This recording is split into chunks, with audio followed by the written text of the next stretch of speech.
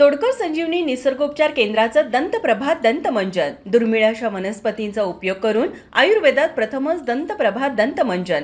दातांच्या मजबूतीसाठी तोडकर संजीवनीचा आविष्कार. निसर्गातल्या दुर्मिळ वनस्पतींचा चमत्कार. बाभूळ, वज्रदंती, माजूफळ, तुमरू, बकुळ, खदीर, मिस्वाक अशा दुर्मिळ वनस्पतींपासून बनलेलं दंतप्रभा दंतमंजन महाराष्ट्रात सर्वत्र उपलब्ध.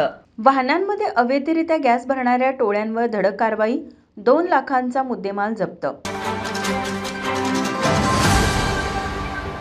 पोलीस अधीक्षक योगेश कुमार गुप्ता यांच्या विशेष पथकाकडून कोल्हापूर शहरासह जिल्ह्यात घरगुती गॅस अवैधरित्या वाहनात भरणाऱ्या टोळीविरोधात धडक कारवाई करण्यात आली.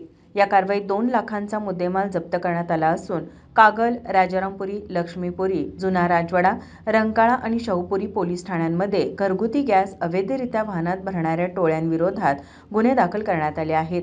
पोलिसांकडून मिळालेल्या माहितीनुसार कागल शहरातील सनगर गल्ली परिसरातील सुधाकर पांडुरंग सनगर हे घरगुतीचा वापराचा गॅस वाहनांमध्ये अवैधरित्या भरत असल्यामुळे पोलिसांनी त्याच्याकडून 17 सिलेंडर टाक्या, इलेक्ट्रिक वजन काटा असा 40,100 रुपयाचा मुद्देमाल जप्त केला.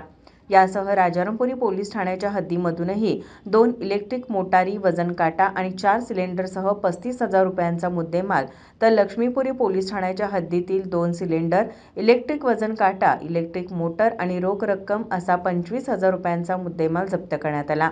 या कारवाईत संजय ईश्वरा बिसुरे याच्यावर गुन्हा दाखल करण्यात आला. जुना राजवाडा पोलीस ठाण्याच्या हद्दीतील जोशी गल्ली, लक्षतीर्थ वसाहत येथील विशाल अर्जुन लोखंडे याच्याकडून 7 गॅस टाक्या आणि इलेक्ट्रिक मोटर वजन काट्यासह 37,000 रुपयांचा मुद्देमाल मिळाला.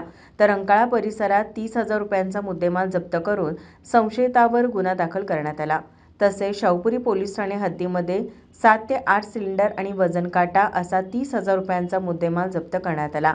या कारवाया झाल्यानंतर पोलीस अधीक्षकांच्या विशेष पथकाचे सर्वत्र कौतुक होत आहे. माझा महाराष्ट्र न्यूज, कोल्हापूर.